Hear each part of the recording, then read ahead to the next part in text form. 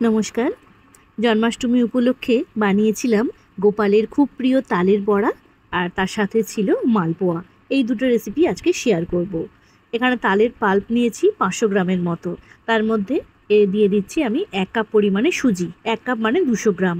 ওই একই কাপের 1 কাপ চিনি দিয়ে দেব, আর দেব 1 কাপ ময়দা। এই পরিমাণগুলো কিন্তু একটু ঠিকঠাক রাখতে হবে, না হলে কিন্তু তালের বড়া ভালো মতো ফুলবে না, নরমও হবে না। উপকরণগুলো ভালো মতো মাখিয়ে এটাকে আধ ঘন্টা রেখে দিতে হবে, কারণ চিনিটাও যেহেতু এখানে আমি গুঁড়ো ব্যবহার করিনি, চিনিটা গোটা রয়েছে, সেই জন্য গলতে একটু সময় লাগবে, আর সুজিটাও কিন্তু একটু ফুলবে। তো সেই জন্য আধ ঘন্টা এটাকে রেখে দিলাম। এবারে ফ্রাই প্যানে রিফাইন্ড অয়েল গরম করে নিয়েছি। খুব বেশি গরম করলে কিন্তু হবে না, তাহলে তালের বড়াগুলো দেওয়ার সঙ্গে সঙ্গেই কিন্তু পুড়ে যাবে। লো টু মিডিয়াম হিটে রেখে তেলটাকে গরম করে তার মধ্যে এরকম ছোটো ছোটো করে বড়া দিয়ে দেবো। দিয়ে এটাকে 3-4 মিনিট এইরকমভাবেই রেখে দিতে হবে। তারপরে একটা দিক ভালো করে ভাজা হয়ে গেলে সেটাকে এবারে উল্টে দেব।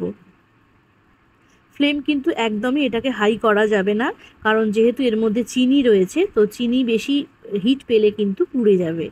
তো দেখুন অনেকটাই কিন্তু হয়ে এসেছে। এই রকম কালার যখন চলে আসবে তখন তেল থেকে ছেঁকে এগুলোকে তুলে নিতে হবে। তো তালের বড়া বানানো কিন্তু ভীষণই সহজ, যদি পরিমাণটা ঠিকঠাক রাখা যায়। তো গোপালের খুব প্রিয় এই তালের বড়া, জন্মাষ্টমীতে কিন্তু আমরা সবাই যারা গোপালের পুজো করি এই তালের বড়া কিন্তু বানিয়ে থাকি। তো কারা কারা তালের বড়া কিভাবে বানান আমাকে অবশ্যই কিন্তু জানাতে পারেন, আর কাদের বাড়িতে ছোট্ট গোপাল রয়েছে সেটাও কিন্তু আমাকে জানাবেন। তো তালের বড়া তো তৈরি হয়ে গেছে, এবারে মালপোয়াটা তৈরি করব।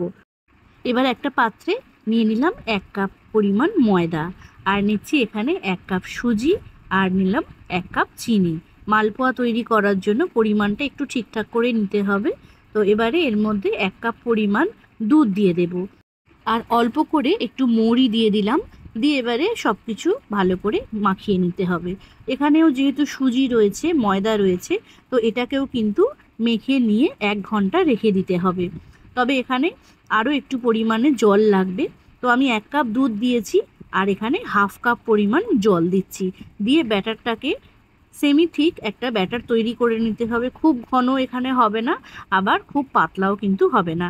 এই রকম ঘনত্বের একটা ব্যাটার তৈরি করে 1 ঘন্টা রেখে দেব। তারপর ফ্রাই প্যানের মধ্যে অল্প অল্প করে দিয়ে আমি মালপোয়াগুলো তৈরি করে নেব। মালপোয়া কিন্তু দেখবেন খুব বেশি বড় করা দরকার পড়ে না, তাহলে ভিতরটা কাঁচা থেকে যায়। ছোট ছোট করে তৈরি করলে দেখতেও ভালো লাগে, ভিতরটাও খুব ভালো মতো রান্না হয়, আর খেতেও ভালো লাগে।